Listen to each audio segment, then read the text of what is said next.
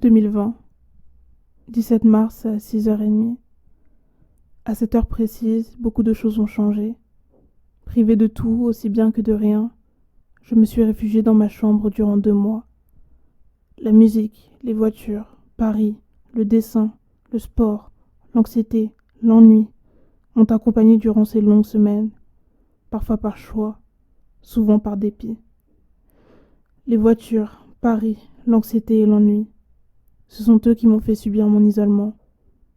Les voitures, je ne les entendais plus. Il ne me restait qu'un vague souvenir de mes balades dans les rues exiguës de Paris.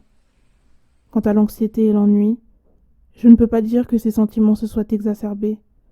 Je dirais plutôt qu'ils ont muté et m'ont forcé à réfléchir à des choses que l'on peut considérer de plus rationnelles. Qu'allons-nous devenir? Notre monde? Arrivera-t-on à survivre?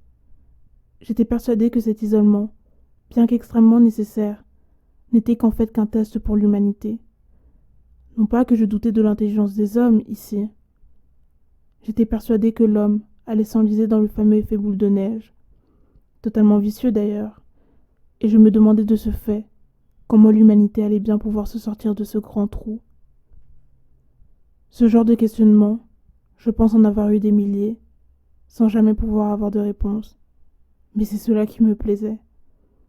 J'étais ennuyée, mais je réfléchissais quand même, et ce dans n'importe quelle situation, dans n'importe quelle activité que j'effectuais. Au bout de ces 2 longs mois, ai-je enfin eu des réponses à mes questions, vous demandez-vous? Oui. Pour autant, j'aurais fortement espéré avoir eu tort. À partir de cet instant, la liberté sera quelque chose de vivant et de transparent. Et sa demeure sera pour toujours le cœur de l'homme.